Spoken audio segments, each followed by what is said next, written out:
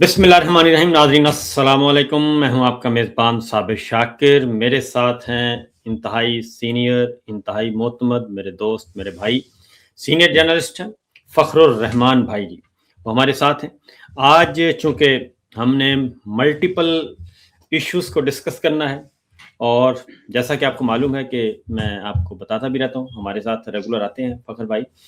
इनका ख़ास तौर पे जी रीजनल इश्यूज़, इंटरनेशनल मामलात, सिक्योरिटी मामलात, इस पे इनकी गहरी नज़र है। और चूँकि इस वक्त रीजन में कुछ ऐसी डेवलपमेंट्स हो रही हैं जिसके लिए जानना ज़रूरी है, तो मैंने कहा कि इंतहाई जो काबिल एतमाद हैं, मोतबर हैं, मोतमद हैं, उनसे बात की जाए। फ़खर भाई तुर्की में भी काम कर चुके हैं और ईरान में भी काम कर चुके हैं, सीनियर जर्नलिस्ट हैं। तो बात करते हैं जो इस वक्त सिचुएशन है इस रीजन की। अस्सलाम वालेकुम फ़खर भाई। वालेकुम अस्सलाम। अच्छा सर, ये बताइएगा कि एक बार फिर मामला हमारे पड़ोस में एक नई जंग की शुरुआत ईरान में। बज़ाहिर ऐसे लगता है कि एक एफर्ट की गई बाय फोर्स रिजीम चेंज करने की इसी पिछले साल मई जून में, जब ईरान और इसराइल की लड़ाई हुई और उसमें ईरान की मिलिट्री लीडरशिप को ख़त्म कर दिया गया। उससे पहले ईरान के सदर हेलीकॉप्टर के हादसे में जाँ बहक हो गए पुरस्कार तौर पर। फिर पासदारान इनकलाब की लीडरशिप को भी ख़त्म कर दिया गया। उसके बाद जौहरी साइंसदान जो हैं, उनके जो ख़ास प्रोग्राम था जौहरी प्रोग्राम, उससे रिलेटेड लीडरशिप को भी ख़त्म कर दिया गया। लेकिन उस क्राइसिस से ईरान ने अपने आप को बचा लिया और जवाबी हमले किए। अब एक और एफर्ट की जा रही है रिजीम चेंज ऑपरेशन की, और वो है कि इंटरनली अनरेस्ट पैदा करके और अंदर से जो एक सिचुएशन है उससे फ़ायदा उठाया जाए। तो तकरीबन 2-3 दिन तो ऐसे गुजरे कि जिसमें हमारे जो शहनशाह ईरान के बेटे हैं रज़ा पहलवी, वो अपना 3 पीस सूट के साथ तैयार बैठे थे कि किसी वक्त भी फ्लाई किया जा सकता है और तेहरान उतरेंगे और उनको वेलकम किया जाएगा। प्रेसिडेंट ट्रंप की भी तैयारियां मुकम्मल थीं, उधर से नेतन्याहू की तैयारियां भी मुकम्मल थीं, और 2 रातें ऐसी थीं कि बस किसी भी लम्हे तेहरान हुकूमत का तख्ता उल्टा जा सकता है। लेकिन फिर उसके बाद सिचुएशन आहिस्ता आहिस्ता बदलती गई और अब मामलात थोड़े से ठंडे महसूस हो रहे हैं। इस पे सबसे पहले तो आप बताइएगा कि आपका इस पे क्या है, तज्जिया क्या है और खबरें क्या हैं? बहुत शुक्रिया। देखें, ईरान में आप पहले भी देख चुके हैं कि जब 7 अक्टूबर को पिछले साल हमास ने इज़राइल के ऊपर जो तूफ़ानी हमले शुरू किए थे, जिसका नाम ही तूफ़ान ऑपरेशन था। तो उसके बाद आपने देखा कि गज़ा में बड़े पैमाने पर जो कत्लो-गारत थी फ़लस्तीनियों की, वो जारी रही और अभी भी जारी है। और इस दौरान हमने देखा कि इज़राइल ने 7 ममालिक के ऊपर हमले किए और ईरान ने भी इज़राइल के खिलाफ जवाबी कार्रवाई की। और फिर अमेरिकी सदर डोनाल्ड ट्रंप जो थे, वो माफ़ कीजिएगा, मैंने पिछले साल अक्टूबर से का ज़िक्र कर दिया। ये पिछले साल अक्टूबर, मेरे ख़्याल में 7 अक्टूबर को ये सारा कुछ हुआ था, या आई थिंक 2023 में हुआ था, जो हमास वाला मामला था। जी, जी, बिल्कुल, काफ़ी उससे टाइम। पहले। तो आप देखें कि बड़ी लड़ाई चलती रही मिडल ईस्ट में, सब कुछ हुआ और फिर अमेरिकी सदर डोनाल्ड ट्रंप ने बाकायदा B-52 बॉम्बर्स के ज़रिए से ईरान के न्यूक्लियर प्रोग्राम को टारगेट भी किया। और फिर ईरान के जो हिज़्बुल्लाह के जो लीडर्स थे, बड़े की लीडर्स जो थे हिज़्बुल्लाह के, उनको तेहरान में टारगेट किया गया। और फिर ईरान को ये बात पता चली कि मोसाद के जो एजेंट थे, वो इंडियंस और जो ईरानी थे उनकी शक्लों में सामने आए और उन्होंने बड़े पैमाने पर क्रैक डाउन किया और वो पकड़े गए। और आपको ये पता है कि उनके जो आर्मी चीफ थे ईरान के, वो तक टारगेट कर दिए गए थे जी हाँ। और ड्रोन हमलों के ज़रिए से किए गए थे। अब देखें, लगता ये है कि अगर आप ईरान की उस वक़्त की जो सूरत-ए-हाल थी उसको सामने रखें, तो ईरानी सदर भी जो थे, उनके ऊपर भी हमला किया गया था, वो ज़ख्मी भी हुए थे। और ये दावा किया गया था कि ईरान के न्यूक्लियर बम बनाने की जो सलाहियत है, उसको बहुत पीछे कर दिया गया और अब वो न्यूक्लियर बम नहीं बना सकते या न्यूक्लियर प्रोग्राम को जारी नहीं रख सकते। लेकिन ईरान ने ये कहा था कि 400 किलोग्राम का जो इनरिच्ड यूरेनियम है, वो उन्होंने महफूज़ कर लिया। लेकिन अमेरिकी सदर डोनाल्ड ट्रंप को जो ब्रीफिंग्स दी गई, वो इसी कॉन्टेक्स्ट में दी गई कि अब ईरान एटलीस्ट जौहरी प्रोग्राम को जारी नहीं रख सकता। तो अब सवाल ये पैदा होता है कि जब इतने बड़े पैमाने पे अमेरिका ने बमबारी कर ली ईरान के न्यूक्लियर प्रोग्राम को और उसकी हिज़्बुल्लाह हो या ईरान की जो मिलिट्री लीडरशिप है, उनको टारगेट किया, सिविलियन लीडरशिप को टारगेट किया। तो असल तो टाइम वो था कि अवाम जो थी वो सड़कों पे निकल आती। तो सवाल ये खड़ा हो गया कि ये जो रेजिम चेंज ऑपरेशन का मामला जो है, ये फ़ॉर्मूला आया कहाँ से है? हुँ। अब ये आप देखें कि ईरान का जो मामला है, मैं आज से कई साल पहले जब ईरान में गया था, तो उस वक़्त सोशल मीडिया, इंटरनेट सॉरी ये एक्स या इस तरह की फ़ेसबुक की जो सहूलियात जो थी, वो उस वक़्त नहीं थी। लेकिन जो नौजवान थे, मैंने तेहरान भी और दूसरे शहरों में भी विज़िट किया था, बाय रोड मैंने सफ़र किया था। तो लोग नौजवानों में एक फ्रस्ट्रेशन थी, वो ईरान-इराक जंग से तंग आ चुके थे और उसके इम्पैक्ट जो थे वो ईरान की मईशत पे बड़े आए थे। तो ईरान पर माशी पाबंदियाँ जो थी, वो सालों-साल से चली आ रही हैं और ख़ास तौर पे इसका आगाज़ जो था जब वो खुमैनी वहाँ पे इनकलाब लेकर आए थे। जी तो हाँ। उसके बाद से ईरान के अंदर जो ईरान को मगरिबी दुनिया की सैंक्शंस का भी सामना करना पड़ा। अब ईरान का मामला जो है वो फ़लस्तीन के साथ जुड़ा हुआ है, ईरान का मामला जो है वो हिज़्बुल्लाह के साथ जुड़ा हुआ है। ईरान का मामला जो है वो मशरिक़ वुस्ता में जो जो वेस्टर्न एनालिस्ट थे या मीडिया जो था, उन्होंने अरब कंट्रीज़ को ये डराकर ये कहा कि ईरान शियाइज़्म जो है, उसको एक्सपोर्ट करना चाहता है और ये आपको जो है ना कब आप पे कब्ज़ा कर लेगा। इसी खौफ के साथ जो मिडल ईस्ट की कंट्रीज़ थी, ख़ास तौर पे सऊदी अरब जी हाँ। और दीगर जो ममालिक थे, गल्फ़ जीसीसी के, उनकी एक ही पॉलिसी थी और एक मौके पर मोहम्मद बिन सलमान ने अमेरिकी टीवी चैनल को ये इंटरव्यू दिया था कि जो अ, अयातुल्लाह ख़मेनाई जो हैं ईरान के, जी। उनको उन्होंने हिटलर से उनकी ताबीर कर दी थी और फिर उन्होंने कहा कि अगर ईरान न्यूक्लियर ताकत बनेगा, तो फिर हम भी न्यूक्लियर ताकत बनेंगे। यानी न्यूक्लियर बम उनके पास होगा तो हम भी बनाएँगे। बिल्कुल। लेकिन आपने देखा कि ईरान के जो मामलात थे उसमें चीन ने बड़ा रोल प्ले किया और चीन और सऊदी अरब के को करीब लाने में चीन ने बीजिंग में पहले तो खुफिया सफारतकारी वो करते रहे और फिर उनके दरमियान मामलात ऐसे तेज़ी से बढ़े कि कॉन्फिडेंस बिल्डिंग मेजर्स जो थे ना वो बढ़ते चले गए और फिर सऊदी अरब ने अपना सफ़ीर वहाँ पे भी नामज़द किया और ईरान ने भी किया। क्योंकि तो ये एक बहुत बड़ी यमन में इनकी प्रॉक्सीज़ काम कर रही थीं।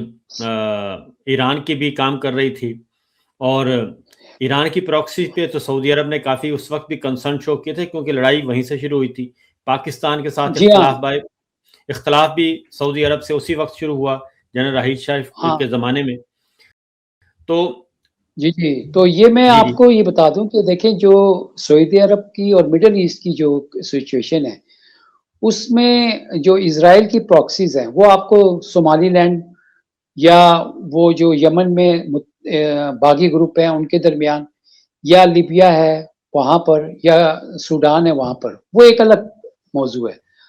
क्योंकि जो बड़ा इश्यू था वो ईरान और सऊदी अरब का था। सऊदी अरब का तो था। ये जी। जो तो ये मामला तो सेटल डाउन हो गए और आपने देखा तो इस दौरान पाकिस्तान और सऊदी अरब का दिफाई माहिदा भी हो गया।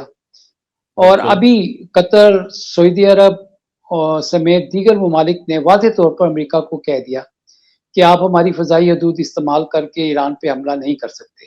तुर्की भी उन्होंने एक शामिल है उसमें। स्टैंड ले लिया, उसमें तुर्की भी शामिल है। इस वक़्त इत्तलात ये हैं कि जो रॉयटर्स है उसने खबर दी है कि अगले 24 घंटों के अंदर ईरान के ऊपर मिलिट्री एक्शन जो है अमेरिका की तरफ से शुरू होने का इम्कान है।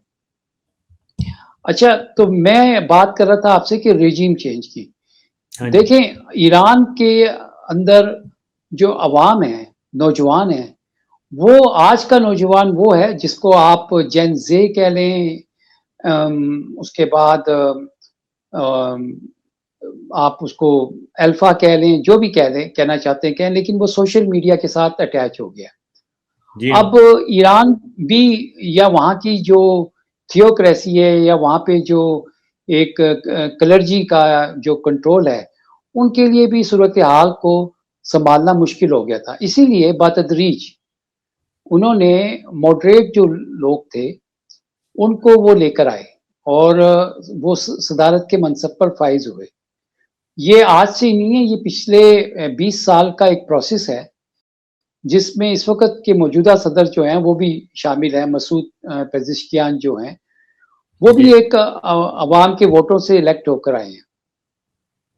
अब ये आइडिया किसने दिया कि जी वहाँ पे जब कत्लो-गारत होगी और हुँ। तो अवाम सड़कों पे निकल आएगी और इस तरह से होगा। देखें, सबसे ज़्यादा ईरानी अवाम का अगर नुकसान किया है, तो वो अमरीकी पाबंदियों ने किया है, क्योंकि बिल्कुल। उनका स्टे ही खत्म कर दिया वहाँ पर।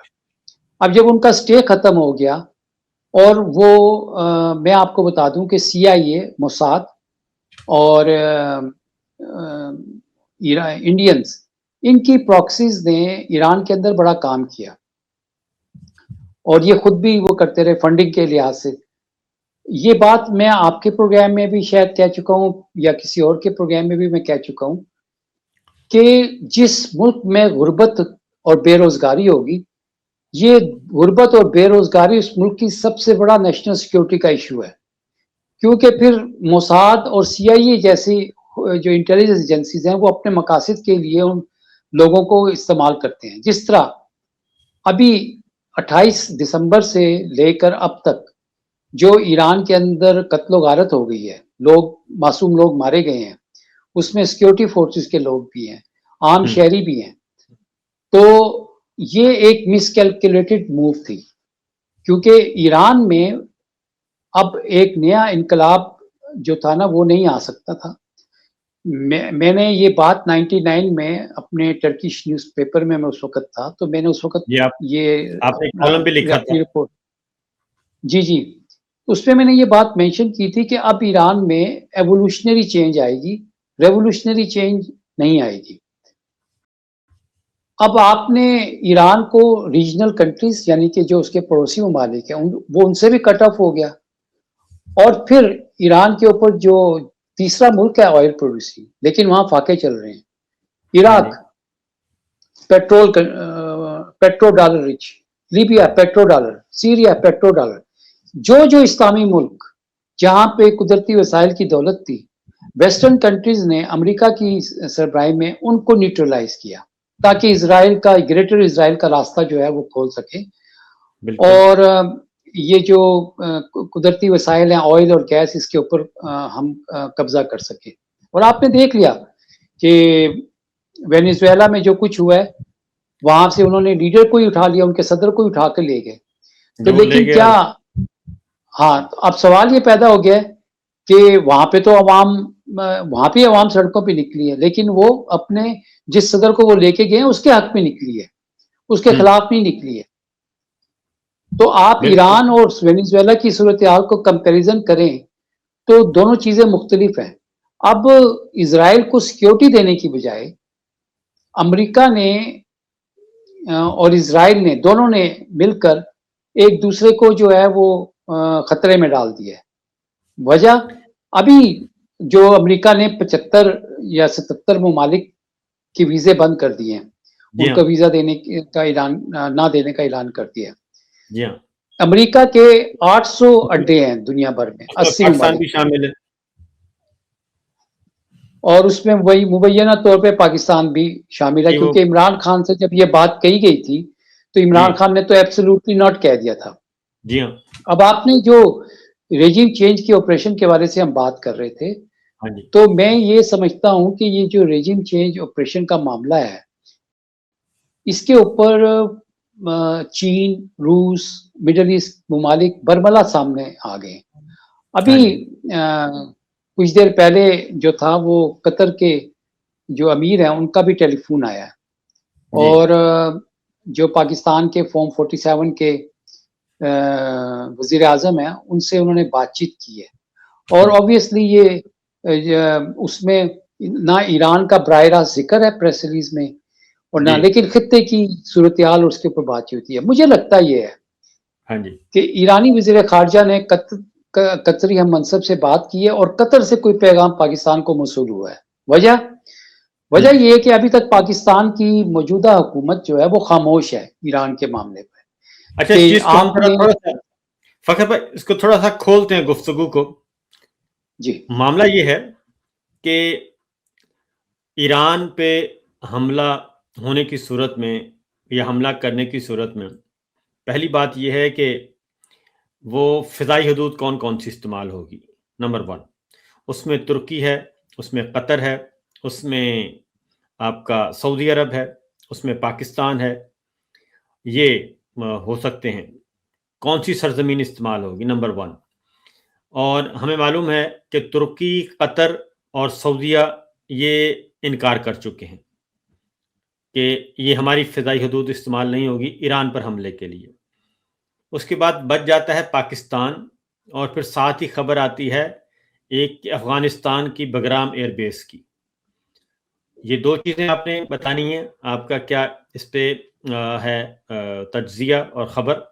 दूसरा, इसके साथ ही हम मिला लेते हैं कि गज़ा में फ़ौज भेजनी थी हमने, और मुआहदे पे दस्तखत भी कर दिए, और उस जो अमन फ़ोर्स है, स्टेबलाइज़ेशन फ़ोर्स, उसका मकसद ये था कि वहाँ के जो हमास और हिज़्बुल्लाह जो मिलिटेंसी है, मिलिटेंट ग्रुप्स हैं, अस्करी ग्रुप्स, या फ़लस्तीन की आप कह लें गैर रस्मी फ़ौज, उसको अनआर्म्ड करना था और इसराइल की सिक्योरिटी को यकीनी बनाना था।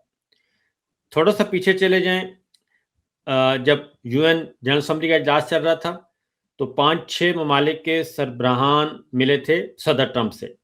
इंडोनेशिया के सदर ने स्पीच की थी कि हमें इसराइल की सिक्योरिटी का सोचना चाहिए, क्योंकि उसकी सिक्योरिटी होगी तो फ़लस्तीन और गज़ा के लोगों की होगी।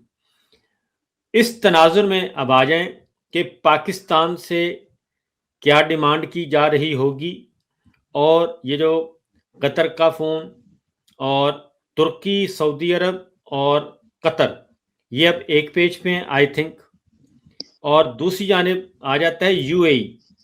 यूएई और इसराइल, ये एक पेज पे हैं, और यूएई बैकडोर चैनल पे इसराइल के साथ अगर कोई विंडो ओपन है हमारा, वो मिस्र के ज़रिए है, उर्दन के ज़रिए है और यूएई के ज़रिए है, या फिर एक आ जाता है अज़रबैजान। इस सारी सूरत हाल में ज़रा बताइएगा कि क्या मंजरनामा बनता जा रहा है और पाकिस्तान कहाँ खड़ा है, क्योंकि अब जो हुआ है ये मामला, ईरान इस वक्त सपोर्ट कर रहा है हिजबुल्लाह को और हमास को। उसको अनआर्म नहीं किया जा सकता जब तक कि इस तरीके से या तो बराह रास्त फौज जाए या फिर ईरान को काबू किया जाए? अच्छा देखिए, मैं जो है ना आपको एक बात बताऊँ कि देखें, अभी जब हमने ये गुफ्तगू शुरू की तो उससे पहले मैं देख रहा था कि जो विटकॉफ हैं, हाँ जी। अमेरिका के मिडल ईस्ट के खुसूसी एलची, हाँ जी। उनका बयान आया कि जी वो गज़ा के हवाले से नए अमन प्लान का आगाज़ करने जा रहे हैं। एकदम ठीक। ये बात आ गई है अभी। अभी एक तरफ यानी कि ईरान पे हमले की बात हो रही है हुँ। और बरतानिया की तरफ से खबर आई कि जी अभी हमला ना करें, हुँ। क्योंकि वहाँ पे अवामी बगावत जो थी वो नाकाम हो गई है। जी। अब बात ये है कि मैं आपसे ये कह रहा हूँ कि सिंसेरिटी जो है ना, वो लैक है। क्योंकि यहाँ पे ईरान में जमहूरियत ना का कोई मामला नहीं है कि हुँ। उनको सिर्फ़ ये है कि वहाँ पे हम अपनी मर्ज़ी की टाउट हुकूमत, पपेट हुकूमत जो है ना वो ले आएँ।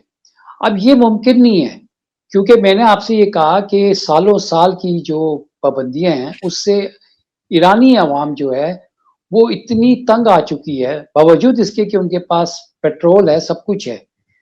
तो य एक आज़ाद फ़िज़ा में साँस लेना जो है, वो ऑब्वियसली है। अब आप देखें कि ये एक अजीब किस्म का तज़ाद है कि पाकिस्तान में 8 फरवरी के इलेक्शन के मैंडेट पर, अवामी मैंडेट पर डाका पड़ता है जी। और उसकी सारी चीख-चीख के पाकिस्तानी अवाम जो है वो बताती है अमरीकी इंतज़ामिया को कि पाकिस्तान में जमहूरियत के ऊपर जो है ना शब-ए-खून मारा गया है, तो आप इसके ऊपर वो करें। लेकिन जो ईरान में इलेक्शन हुए, उसको सबने तस्लीम किया। ईरानी सदर का जो इलेक्शन था, उसके ऊपर कोई रिगिंग की कंट्रोवर्सी नहीं थी। अ, और उसके हवाले से कोई रिपोर्ट्स इस तरह की नहीं आई। वरना देखिए ना, मैं आपसे ये कह रहा हूँ कि अ, हमास का मामला कंट्रोल करने के लिए ज़रूरी है कि आप जो फ़लस्तीन का मामला है उसको हल करें। फ़लस्तीन का मामला हल करने के लिए आप ईरान के ऊपर चढ़ाई करेंगे, तो मामला और ख़राब हो रहा है। क्योंकि फ़लस्तीन का मामला हल होगा, तो ईरान के पास हमास जैसी तंज़ीम के लिए कोई जस्टिफ़िकेशन नहीं रहेगी। लेकिन आप हमास से हमास तो एक नाम है ना जी, वहाँ अल-फतह ग्रुप भी है, वहाँ पे और दीगर ग्रुप भी, हिज़्बुल्लाह भी है। तो जहाँ-जहाँ मुख्तलिफ खित्ते के में इस तरह के मामलात हैं, वहाँ पे ग्रुप्स भी मुख्तलिफ हैं। अफ़गानिस्तान देख लें। अब अफ़गानिस्तान में 20 साल अमेरिकन्स जो थे वो लड़ते रहे, ट्रिलियंस ऑफ डॉलर खर्च किए और जिनकी हुकूमत गिराई थी, उन्हीं को हुकूमत सौंप के वो 20 साल के बाद वापिस चले गए और हम चले फ़ॉर्मूला लेकर आए कि हुँ। वहाँ पे अब रेजिम चेंज होनी चाहिए। देखें, अब ईरान की आबादी 80 मिलियन, 90 मिलियन आबादी है वहाँ की और इतना बड़ा मुल्क है वो। और उसके बाद ईरानियंस जो हैं, वो आपको याद होगा पर्शियन एम्पायर से जाने-पहचाने जाते हैं। जी ये हाँ। वो पर्शियन एम्पायर है जो कि एक ज़माने में आधी दुनिया के ऊपर वो रूल करते थे, उनका इक़्तिदार था। तो आप ईरान को जिस तरह से ये देख रहे हैं कि जी हम वहाँ पे बमबारी करेंगे और लोग सड़कों पे आकर वो कर लेंगे, नहीं, नहीं, नहीं, नहीं। देखिए वहाँ पे जो वॉलंटियर फ़ोर्स है, जिसको बसीजी कहते हैं, वो नौजवानों की फ़ोर्स है। मैंने देखी है वो। वो उनके पास यानी उनका गली-गली में उनका निज़ाम है। ठीक है ना? तो ये बिल्कुल फ़ॉर्मूला बिल्कुल गलत है। ये जिसने भी मशवरा दिया ये सही नहीं है कि रेजिम चेंज ऑपरेशन की तरफ जाया जाए। तो अब आप देखें चाहे रेजिम चेंज का मामला अफ़गानिस्तान का था या ईरान का है, दोनों जगह पर ये मुमकिन नहीं है। और पाकिस्तान में आपने देखा है कि रेजिम चेंज हुई और बड़े जो थे ना आसान तरीके से हो गई। लेकिन बहुत आसानी से जी। पाकिस्तानी अवाम ने उसको मुस्तरद कर दिया। जी हाँ। तो ये अमेरिका यानी इज़राइल अपने मुफादात के लिए अमेरिकियों की जान खतरे में डाल रहा है और अमेरिका इज़राइल के मफादात के लिए अरबों की जान खतरे में डाल रहा है। इसीलिए अरबों ने कहा कि हमारी जो माशी तरक्की हो रही है, हम पे अगर ईरान के मिसाइल आएंगे, और ईरान ने सबको वाजे कह दिया जी कि जहां जहां अमरीकी अड्डे हैं खित्ते में, मैं वो उधर उन्होंने बैलिस्टिक मिसाइल्स फिट कर दिए हैं। यानी इस वक्त ईरान के बैलिस्टिक मिसाइल्स जो हैं वो तमाम अड्डों को निशाना बनाकर उन्होंने फिक्स कर दिए हैं। वो हमले के लिए तैयार है, बल्कि प्रीएम्प्टिव स्ट्राइक के लिए तैयार है।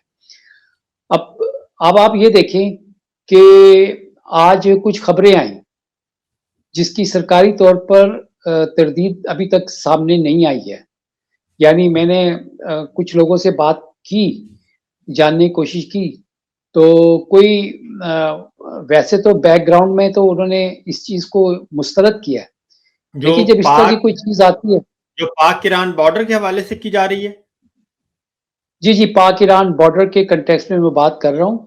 आज जी सुबह मतलब है कि एक खबर आई कि जी 30,000 इज़ाफ़ी ट्रुप्स पाकिस्तान ने पाक-ईरान बॉर्डर, जिसकी लेंथ जो है वो 1000 किलोमीटर है तकरीबन, हम्म तो वहाँ पे डिप्लॉय कर दिए हैं। अब ये ऑब्वियसली इंडियन मीडिया की तरफ से, इंडियन उसकी उधर से ये बात सामने आई।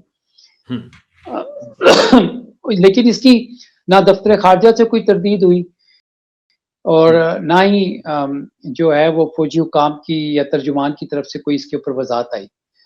अब चलें, हमारा देखें, अगर अब ईरान में, मैंने आपको कहा, अफगानिस्तान की पॉपुलेशन जो है ना वो लगभग कोई 40 मिलियन या 41 मिलियन है। It is less than half of Iran population. जी हाँ, यानी ईरान की पॉपुलेशन जो है नौ उसका दस करोड़ एक है। जी, जी। तो अगर अफ़गानिस्तान में सूरत-हाल ख़राब होती है तो हमें लाखों अफ़गान महाजिर जो हमने वापस भेज रहे हैं हम, उनका सामना है। और अगर ईरान से ये सूरत-हाल बनती है तो इसका जितने भी उसके पड़ोसी ममालिक हैं, नहीं, अ, हम वो तो उसमें तुर्की तुर्की हम ले लें। हम फखर भाई, हम तो फिर उसमें सैंडविच बन जाएंगे ना। हम सैंडविच इसलिए बन जाएँगे कि जो हमारे यहाँ पे जो इस वक़्त अहले तशी हैं, जी और उनकी एक वाबस्तगी है ईरान के साथ, वो वहाँ जी हाँ। पर ज़ियारात पे जाते हैं। आप देखें सिंध में देखें, इस वक़्त सिंध में हुकूमत जो है वो मुराद अली शाह, आसिफ हाँ अली जी ज़रदारी सदर, मोहसिन नकवी साहब, आप देखें वज़ीर दाखिला, जी और हाँ। आपका मतलब है कि मुहर्रम में आप देखते हैं कि किस तरह से हैं। अब ये सारे सेंटीमेंट जो हैं, अभी जो खबर आई है वो ये है कि शायद कल पाकिस्तान में इंटरनेट की सर्विस जो है ना वो कोई 8-10 घंटे के लिए मुअत्तल रहेगी। ये ऑल ऑफ अ सडन समंदर के अंदर वो बड़ी मछली को कैसे ख्याल आ गया कि वो सिर्फ जो केबल पाकिस्तान जा रही है इंटरनेट की उसको चक काटेगी और वो उसकी मरम्मत का काम शुरू होगा। एनी हाउ, बिल्कुल। बहरहाल कल इंटरनेट सर्विस जो है ना वो इसी कंटेक्स्ट में देख लें, आपके अगले 24 घंटे में ईरान पर हमले की बातें की जा रही हैं। हाँ अब जी। ये जो इजाफी ट्रुप्स हैं, ये स्पिल ओवर को रोकने के लिए बहुत अच्छी बात है, क्योंकि हम्म पाकिस्तान के ऊपर ये इल्ज़ाम नहीं आना चाहिए कि पाकिस्तान जो है ना वो शायद ईरान में रेजिम चेंजिंग ऑपरेशन में मुलव्वस है, या हम्म पाकिस्तान जो है उसमें कोई सहूलतकारी कर रहा है। ये बात पाकिस्तान पे नहीं आनी चाहिए। लेकिन बिल्कुल। मैं ये तवक्को कर रहा हूँ कि पाकिस्तान की जो मौजूदा हुकूमत है, इसकी तरफ से एक वाज़ेह ठोस बयान आना चाहिए था। अब एक इस तरह का आप बयान जब नहीं आता आपको तो आप ये याद याद करवा दें कि जब पिछली दफा ईरान इसराइल लड़ाई शुरू हुई, अभी चंद महीने पहले, तो नवाज शरीफ साहब लंदन में थे, तो वहां से उन्होंने बयान जारी कर दिया था। और हमारी उस वक्त हम बहुत ज़्यादा एक्टिव थे, और हम उस वक्त मुकम्मल तौर पर ईरान के साथ खड़े हो गए थे। लेकिन इस वक्त सिचुएशन जो है, हमारी तरफ से बैकडोर डिप्लोमेसी क्या हो रही है उसके बारे में तो हम कुछ नहीं जानते कि उसमें क्या पैगाम रसानी हो रही है कतर के ज़रिए या सऊदीया के ज़रिए या यूए के ज़रिए, वो एक अलग चैप्टर है। लेकिन बज़ाहिर ऐसे लग रहा है कि हम मुकम्मल तौर पे फ़िलहाल गैर जानिबदार ही आप समझें, या न्यूट्रल या खामोश हैं। हाँ, देखिए, मैंने आपसे ये कहा ना कि हमारी खामोशी जो है, वो सम टाइम रज़ामंदी ना समझ ली जाए ना, जी हाँ। क्योंकि मैं आपसे ये बात कह रहा हूँ कि अगर आपका सऊदी अरब के साथ दिफाई मुआहिदा है और सऊदी अरब कह रहा है कि जनाब अमेरिका हमारी सरजमीन इस्तेमाल नहीं कर सकता क्योंकि अमेरिका के फौजी अड्डे हैं, जी और अगर वहां से सऊदी अरब के कहने के बावजूद अमेरिका सऊदी सरजमीन से कोई फिजाई कार्रवाई करता है तो ईरान वहां पे हमला करता है, और उसमें ऑब्वियसली उसका टारगेट तो अमेरिकी फौजी अड्डा है। लेकिन जब लड़ाई जैसे कतर छिड़ती है, जैसे जंग दोहा में छिड़ती, किया था उन्होंने। जैसे कतर में क्या था आपको पता है? कतर में जो मुज़ाकरात चल रहे थे उसमें जो की लोग थे उनको टारगेट किया गया ना, हाँ जी। सबोताज किया गया। अब पाकिस्तान के कंटेक्स्ट में अगर आप देखें, आपने गजा में पीस फोर्स की बात की थी, स्टेबलाइजेशन फोर्स की बात की थी। अब मार्को रूबियो का बयान आया कि पाकिस्तान ने खुद पेशकश की और हम पाकिस्तान के शुक्रगुजार हैं इस मामले के ऊपर। हाँ जी। अब पाकिस्तान एक तरफ गजा में अमन फोर्स के लिए अपनी पेशकश कर चुका है, पाकिस्तान एक तरफ वो जो 20 नुकात हैं उसकी सपोर्ट कर चुका है। फिर पाकिस्तान जो था वो शर्म शेख जाके वो मीटिंग अटेंड कर चुका है। आपको पता है वो सैल्यूट भी मारा गया था उस वक़्त। जी हाँ, तो बिल्कुल। बात ये कहने की कि बज़ाहिर तो हम जो हैं वो इस वक़्त अमेरिका के कैंप में नज़र आ रहे हैं, हुँ। और बयान ना आना कि अब मामला क्या है? मामला ये है कि ईरान में किसकी हुकूमत होनी चाहिए, इसका फैसला किस तरह होता है? इलेक्शन से होता है। इलेक्शन के ज़रिए वहाँ पे ईरानी सदर जो हैं वो इलेक्शन जीत के आए और सदर बन गए। तो ये तो कोई कंट्रोवर्सी थी ही नहीं। अब कंट्रोवर्सी क्या है? कंट्रोवर्सी ये है कि वहाँ पे हम ऐसी लीडरशिप ले आएँ जो कि हमास के मामले में या उसके मामले में हमारे साथ ताउन करे और वो करे। तो ये इतना बड़ा आप एक्शन लेकर वहाँ पर ये देखें जी, अमन जो है वो डायलॉग से कायम होता है, वो बमों से कायम नहीं होता। अगर बमों से वो अमन कायम होना होता तो अफ़गानिस्तान में 20 साल अमेरिका, यानी अमेरिका, बर्तानिया, फ्रांस 3 सुपर पावर्स तो ये हैं, जो अफ़गानिस्तान में 20 साल तक लड़ते रहे और फिर उसके बाद उनको वापस जाना पड़ा। तो ईरान तो अफ़गानिस्तान से कई गुना बड़ा मुल्क है, आबादी है उसकी, और उसके आप देखें एक तरफ ये ईरान जो है वो पर्शियन गल्फ को कंट्रोल करता है। जी हाँ। अभी जब ये अगर जंग छिड़ गई और जो रूस ने मुतनब्बे किया कि इसके बड़े डेवास्टेटिंग इफेक्ट्स होंगे, यानी कि तबाहकुन नताइज सामने आएंगे, तो फिर क्या होगा? रूस और चीन ने तो वाज़ेह पोजीशन ले ली है ईरान के ऊपर। अब अगर मैं खबर देख रहा था कि चीन के जो सरफेस टू एयर मिसाइल्स हैं HQ-9 वो डिप्लॉय हो चुके हैं, और चीन हाँ ने जी। वाज़ेह तौर पर ईरान के साथ अपनी पोजीशन शो कर दी है। रशिया भी ईरान के साथ कह चुका है, उसने भी ऐलान कर दिया कि वो खड़ा है।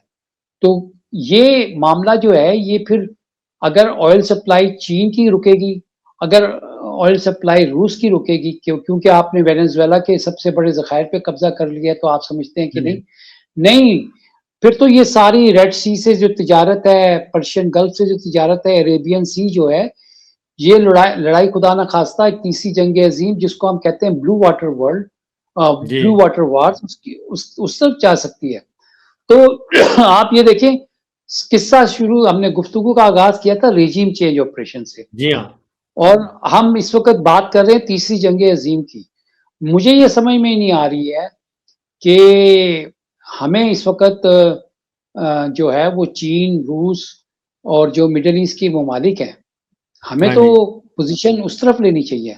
हम अगर इस बिल्कुल। वक्त खड़े होकर ये कहें कि हम गैर जानिबदार हैं, यहाँ तक कि आप देखें कि ईरानी वजीर खारजा ने भारतीय वजीर खारजा से भी टेलीफोन पे बात की है, लेकिन ईरानी वजीर खारजा जो पाकिस्तान आए, ईरानी सदर पाकिस्तान आए, उन्होंने अभी तक पाकिस्तान के वजीर खारजा या पाकिस्तान के वजीर आजम से कोई टेलीफोन पे राब्ता नहीं किया। ये मेरे लिए एक बहुत बड़ा सवाल है, ये एक बहुत बड़ा सवाल है कि ईरान ये क्यों नहीं समझता कि वो पाकिस्तान से भी बातचीत करे, या पाकिस्तान क्यों नहीं समझता कि वो ईरान के हवाले से दे, क्योंकि अगर ये पेट्रोल की सप्लाई लाइन कट जाती है, तो हमारे यहाँ तो सबसे ज़्यादा क्राइसिस आएगा, क्योंकि हमारा तो गुज़ारा ही उधार पेट्रोल के ऊपर है। हमारे अपने तो कोई वसाइल ही नहीं है, ईरान से हमारी तिजारत है नहीं, अफ़गानिस्तान से हमारी तिजारत बंद है, इंडिया हमारा दुश्मन मुल्क है। चीन से हम सीपैक के मामले के ऊपर सारी वो चीज़ें आप देख लें, आपके सामने हैं। बलूचिस्तान की सूरत-ए-हाल आप देख लें। तो आज जैसे कि मैं देख रहा था कि ये भी आवाज़ें उठ रही हैं कि जनाब आज अगर मुस्लिम उम्मत जो है वो इकट्ठी नहीं होगी, तो आपने देख लिया कि इजिप्ट, लीबिया, सीरिया यानी जी सद्दाम हुसैन, कर्नल कद्दाफी और बशर अल असद और अब ईरान, तो फिर हु इज़ नेक्स्ट?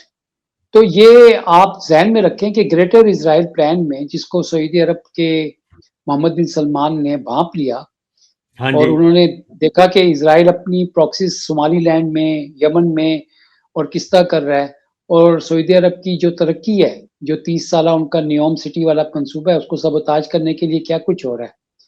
तो अभी तो पाकिस्तान जो है ना, वो इस वक़्त हम बात पाकिस्तान की करें, तो मेरे ख़्याल में हम बहुत बुरी तरह फँस चुके हैं।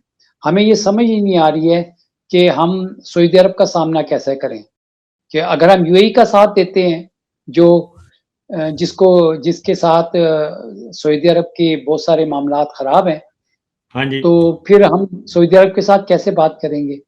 क्योंकि और स क्योंकि फ़खर भाई हमने ना एक विज़िट किया था ये यमन जंग के दौरान ही 2018 में। तो उस वक़्त एक इत्तेहादी ममालिक की मशक़ें हुई थीं सऊदी अरब में और उसमें तमाम ममालिक और कतर भी शामिल था। उस वक़्त सुलह हो गई थी सऊदी अरब की। तो पाकिस्तान भी गया था, जनरल बाजवा थे उसमें, शाहिद खाकान अब्बासी थे और हम सऊदी अरब के मेहमान थे। तो उस वक़्त भी जो ब्रीफिंग्स ऑफ द रिकॉर्ड हुई थी हमारी, उसमें सऊदी अरब के कंसर्न्स थे सारे के सारे ईरान की तरफ और अमेरिका का भी उस वक़्त शामिल था, क्योंकि जो असलहा वहाँ से पकड़ा गया और कुछ डिस्ट्रॉय किया जाता था, तो उसमें ईरान और अमेरिका दोनों साख्ती असले वहाँ पे मौजूद थे। और फिर उसमें यूएई तो दूर दूर तक नाम नहीं था, लेकिन जो यूएई का वाक़या हुआ है हाल ही में, उसके बाद तो जिसमें फिर 24 घंटे के अंदर-अंदर उन्होंने कहा कि यहाँ से निकलें, तो रेड सी को जो कंट्रोल करने का मामला है वहाँ बैठ के और यूएई का सऊदी अरब से बाला-बाला ये जो काम किया जा रहा था, इस पे भी ज़रा रोशनी डालिए, क्योंकि हमारे जो माली मफादात हैं हमारे हुक्मरानों के, वो तो ज़्यादातर हैं यूएई के साथ। क्योंकि बहुत ज़्यादा इस वक़्त हमारे हुक्मरान ख़ानदान जितने भी हैं, दोनों जमातों के, बड़ी जमातों के, उनकी सारी प्रॉपर्टीज़, उनकी इन्वेस्टमेंट मोस्टली यूएई में है। सऊदी अरब में तो सिर्फ़ एक आध फैक्ट्री है। तो इसमें भी ज़रा देखिएगा कि हम कहाँ खड़े हैं और सऊदी अरब से क्या हम दूर हो रहे हैं? क्या हम छोड़ सकते हैं सऊदी अरब को या नाराज़ कर सकते हैं? अच्छा देखें, ये आपका जो सऊदी अरब के साथ जो मामला है, वो एक ऐसा मामला है कि वहाँ पे एक तो आपकी बहुत बड़ी लेबर है। तकरीबन 20 लाख पाकिस्तानी हैं वहाँ पर, यानी जी इतनी हाँ। सऊदी अरब की अपनी आबादी नहीं है जितनी पाकिस्तानियों की है वहाँ पर। हाँ जी। दूसरा, आपका मुक़द्दस मकामात हैं वहाँ पर। जी हाँ। तीसरा, आपका दिफ़ाई मुआहिदा है। जी। चौथी बात ये है कि आपने यूएई की बात की, यूएई के सफ़ारती ताल्लुकात हैं। अबू ज़ैबी जो है, वो इस वक़्त एक ऐसी जगह है, जहाँ पे आपको दुनिया की मुख्तलिफ़ इंटेलिजेंस एजेंसीज़ जिसमें मोसाद है, सीआईए है, रॉ है और दीगर जो तमाम इंटेलिजेंस एजेंसीज़ हैं, उनका वो मरकज़ बन चुका है। जी हाँ। अब पाकिस्तान को $3 अरब जो थे, वो मुबैना तौर पर ऑफ़र किए गए थे, बल्कि शायद दे भी दिए गए थे कि आप इज़राइल को तस्लीम करें और ये मामला जो था, ये इमरान खान के दौर में शुरू हुआ और मैं ये नहीं कह रहा कि ये $3 अरब जो थे, इमरान खान को पेशकश की गई। वो तो लेकिन जनरल ये बाजवा साहब थे पाकिस्तान ना? जी, जनरल बाजवा उस वक़्त आर्मी चीफ़ थे, आपको पता ही है। जी अब हाँ। आप ज़रा देखें कि लीबिया में एक ऐसा ग्रुप है जिसको यूएई जो है ना, वो मिलिटरीली सपोर्ट दे रहा है, और वहाँ पर हफ्तार ग्रुप है, और इसी तरह से सूडान है, और सूडान में भी सोना है, डायमंड है, ऑयल है। तो अब यूएई जो है वो आपको पता है इस वक़्त दुनिया की, यानी ये जो दुबई लीक्स आई थी, उसमें हाँ आपके जी। सामने किस-किस के एसेट्स जो थे वो वहाँ पर थे। और अभी मैं देख रहा था एक रिपोर्ट कि पाकिस्तानियों ने वहाँ पर कोई पता नहीं कितने 24 अरब डॉलर जो हैं उसकी बराबर उनके एसेट्स हैं वहाँ पर, और कोई पता नहीं कितने 22,000 पाकिस्तानीज़ हैं जिनकी वहाँ पे प्रॉपर्टीज़ हैं। इतना, यानी पाकिस्तान का इस वक़्त कारोबारी तबका वो यहाँ से निकल के दुबई चला गया। पाकिस्तान का एलीट तबका वो अपने मुल्क में डाका मार के अपने अवाम के टैक्स के पैसों के अरबों रुपए लेकर वो वहाँ पे मुंतकिल कर चुके हैं, और फ्री है। आप देखें कि पाकिस्तान के अंदर जो लोग हैं इक़्तिदार में, वो आराम से जहाज़ में बैठते हैं, दुबई लैंड कर जाते हैं। जी हाँ, बिल्कुल ऐसा ही है। तो गवादर गवादर पोर्ट जो है वो डेवलप ना हो सके, वो सी पैक का जो मामला है वो रुका रहे। तो इस कंटेक्स्ट में मैं आपको एक बात याद करा दूं कि जी। G20 की मीटिंग हुई थी अभी 2023 में, सितंबर में, ठीक है, क्योंकि सितंबर में इंडिया में ये G20 की मीटिंग हुई थी जिसमें इंडिया, यूरोप, मिडल ईस्ट जो इकोनॉमिक कॉरिडोर जो था इसकी बात तय पाई थी। अब ये जो आपने रेड सी की बात की, ये सोमालीलैंड की जो बात की, ये सुएज कनाल का जो मामला है, ये सारा उससे जुड़ा हुआ है, क्योंकि गवादर अगर डेवलप नहीं होता, और ये जो प्रोजेक्ट था जिसका हाइफा बंदरगाह है इजराइल की, ये जी। उधर जाता है, और बीच में ग्रीक जहाँ पे यूनान जो है, जहाँ पे अभी नेतन्याहू जो कातिल, फ़लस्तीनियों का कातिल जो है, वो उसका तैयारा अभी कल वहाँ पे मौजूद था, और वो जब लास्ट टाइम भी हमले हुए थे तो वहीं किया था। और ये जो कॉरिडोर जो मैं आपको बता रहा हूँ जिसका इंडिया में मंसूबा फाइनल हुआ था, ये वहाँ से जाता है, और इसका मकसद क्या है? इसका मकसद चीन का जो economic corridor belt and route है उसको स्कटल करना है।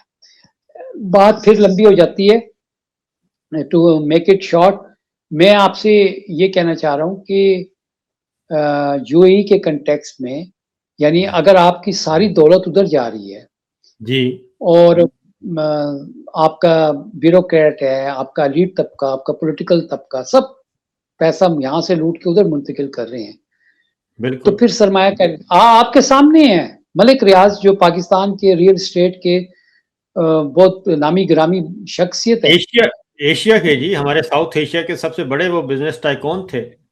जी थे, वो यहाँ से निकले हैं, तो पाकिस्तान में रियल एस्टेट का कारोबार जो था वो बैठ गया, उसका भट्टा बैठ गया। तो 100 अरब ये डॉलर की 100 अरब डॉलर की इन्वेस्टमेंट की है सिर्फ पाकिस्तानियों ने यूएई में, रियल स्टेट में। जी हाँ, अब आप ये देखें कि ये जो मैं तो 24 बिलियन डॉलर की आपसे बात सर कर रहा था, 100 ये आपने तो 100 बिलियन डॉलर की है 100 ये। Billion dollar. हाँ, तो हाँ ये जी। 100 बिलियन डॉलर जो चले गए हैं अभी, अभी आप मुझे बता दें कि ये इस वक़्त मैं आपको कह रहा हूँ ना कि इलाकाई सूरत-ए-हाल देख लें कि कितने दौरे किए, कोई 60 के लगभग दौरे जो हैं वो वज़ीर-ए-आज़म कर चुके हैं, और उन दौरों का सिलसिला या चीन, सऊदी अरब, यूएई कतर। और कतर, ठीक है, जी। ये उनका मरकज़ है। और ये जी हाँ। ममालिक जो हैं इस वक़्त ईरान के ऊपर मिलिट्री एक्शन की मुखालफत कर रहे हैं, और वो ये कह रहे हैं कि जी आप जाने, आपका काम जाने। अब मैंने आपसे ये आपको मैं ये बात बता रहा हूँ कि पाकिस्तान, एक तो यूएई सऊदी अरब के मामला, एक ये ईरान का मामला, ऊपर से पाकिस्तान में सरमायाकारी का मामला, फिर उसके बाद अफ़गानिस्तान का, फिर आप ये देखें कि मुल्क के अंदर जो तिजारती खसारा 19 अरब डॉलर का, टेक्सटाइल मिल्स बंद, बेरोज़गारी, ये सब कुछ। मैं आपसे ये बार-बार कह रहा हूँ कि सबसे ज़्यादा पाकिस्तान इस वक़्त जो है ना 60% पॉपुलेशन नौजवानों की। और आप ये सोचिए, मैंने आपसे कहा कि बेरोज़गारी और गुर्बत ये सबसे बड़ा नेशनल सिक्योरिटी थ्रेट है। क्योंकि जब दौलत चंद लोगों के हाथ में चली जाती है, मैं इराक भी गया, ठीक है? मैंने वहाँ पे भी सूरत-ए-हाल देखी। पेट्रोल पानी से सस्ता था, पानी महँगा था, पेट्रोल सस्ता था। उनको जो अल्लाह की नेमत मिली हुई थी उसकी उन्होंने कदर नहीं की। क्या हुआ? वो हमेशा वन मैन शो को सपोर्ट करते रहे, एंड में आके उनको गिरा दिया। ना तो अवाम फखर भाई, अपना अब आप फखर भाई, हमारा प्रोग्राम काफ़ी लंबा हो गया है। जी हाँ, मेरा कहने उसमें का मकसद ये है आपने बहुत अच्छी बात की है, कि 2 बातें की हैं, उसी पे आता हूँ और वहीं पे हम क्लोज़ करेंगे जी, कि आपने कहा वन मैन शो, तो हमारा जो बिग बॉस हैं और हमारे जो ये हैं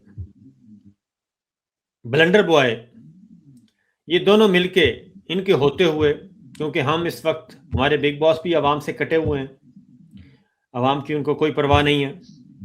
एक इलेक्शन चोरी किया हुआ है, निज़ाम जाली है, सब कुछ है और ये जो वन मैन डिप्लोमेसी थी कि कभी लंच कर लिया, कभी ब्रीफकेस पेश कर दिया, कभी आपने आज भी हमने देखा कि क्रिप्टो करेंसी वो भी प्रेसिडेंट ट्रंप के कोई करीबी अजीज, इस तरह से।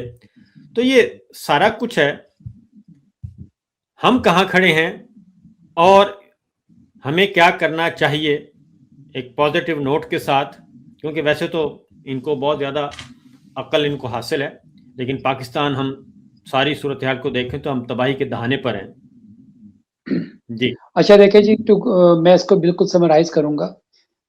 देखें, ये जो अमेरिका में लंच हुआ था ना, अम, हमारे फील्ड मार्शल साहब का, ठीक है? उनको 2-3 चीज़ें बिल्कुल वाज़ेह तौर पर इसको क्लियर करने की ज़रूरत है कि आया आपने अम गज़ा में पाकिस्तानी फ़ौज भेजने की बात की, तो उसके साथ आपने किन शराइत पे एग्री किया? इसको क्लियर करें। दूसरा, क्या आपने अफ़गानिस्तान में रेज़िम चेंज करने का मामला किया? क्योंकि अभी ये डॉक्यूमेंट आ गए कि जी आप बगराम एयरबेस के लिए और उसके लिए वहाँ पे।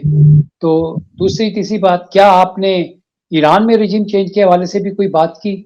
ये चीज़ें आप क्लियर करें, क्योंकि ये सारे तीनों मामलात ऐसे हैं जिसकी वजह से इस वक़्त एक बहुत बड़ा सवाल खड़ा हो गया। और लास्टली सी और पैक। आखिरी बात, जी हाँ, सीपैक, ठीक है? आप किधर खड़े हैं? आप एक जी। एससीओ के भी मेंबर हैं, आप उधर भी हैं, तो आप हैं किधर? एक बात, अपनी मंज़िल का बता दें। दूसरा, इमरान खान जो इस वक़्त पाकिस्तान के सबसे बड़े पॉपुलर लीडर हैं, पाकिस्तान तहरीक-ए-इंसाफ, उन्होंने महमूद खान अचकज़ई को अपोज़िशन लीडर नामज़द किया है। होपफुली कल शायद उनका नोटिफ़िकेशन भी हो जाए। जी। अगर आप अ, उनके साथ बैठे, अचकज़ई साहब के साथ, और मुस्तकबिल का लाए-अमल तय करें। और क्या करेंगे आप?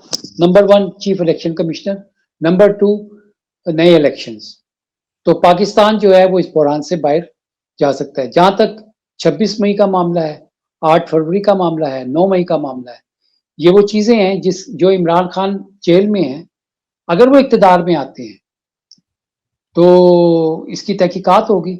और अगर 26 अवाम नवंबर। आपको हाँ, अगर आपको अवाम वोट देती है, तो जी। आप तायाद फील्ड मार्शल भी रहें, आर्मी चीफ भी रहें। लेकिन आप अवाम के फैसले का एहतराम करें। आपका बंधन इस वक़्त अवाम से टूटा हुआ है। आप उस बंधन को अवाम से जोड़ें। अगर आप इस बंधन को अवाम से नहीं जोड़ेंगे, और ये आप देखें, ये कितनी अफ़सोस की बात है कि कल तक पीपल्स पार्टी और नून लीग एक दूसरे, इनकी हुकूमतें जो थी, ये एक दूसरे की हुकूमत एस्टेब्लिशमेंट से करप्शन के इल्ज़ामात की बुनियाद पर गिराते रहे हैं।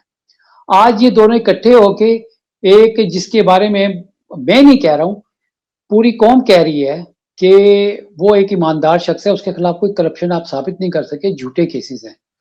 तो पाकिस्तान को आगे ले जाने के लिए ठीक है, आपने जो है ना अपनी 3 साला मुद्दत मुकम्मल कर ली है, और आपके आपके पास आपने इंडिया को भी मुँह तोड़ जवाब दे दिया है।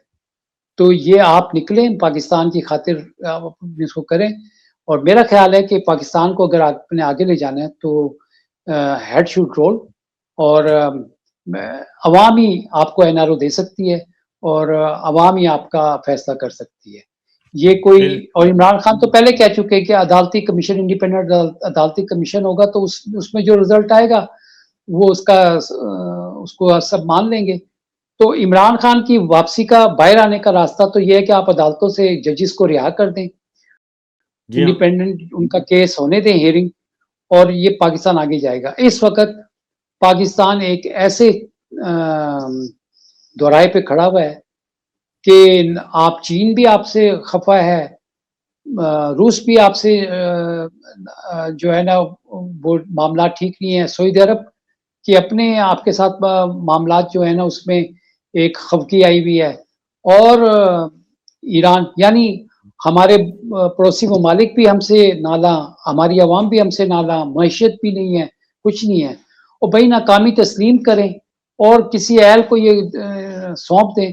आप कहते हैं कि जी पीएचडी वालों को हम लेकर आएँगे, तो एक पीएचडी व नौजवान ने एक कॉलम लिखा तो उसको इतना जो था ना सप्रेस कर दिया गया। तो वो जितने आप जिसको हकीकत को छुपाते हैं उतनी वो पज़ीराई हासिल करती है। तो I think time has come कि आप फैसला कर लें, 8 फरवरी आ रहा है और वो एक बिल्कुल सही है। रेफरेंडम होगा इस निज़ाम के हवाले से। बिल्कुल ठीक है। इसी के साथ हम जी गुफ्तगू का इख्तिताम करते हैं। बहुत-बहुत शुक्रिया फ़खर भाई और इंशाअल्लाह जी हम दोबारा अगले प्रोग्राम में किसी अच्छे मौज़ू के साथ दोबारा हाज़िर होंगे। इजाज़त दीजिए। अल्लाह हाफ़िज़।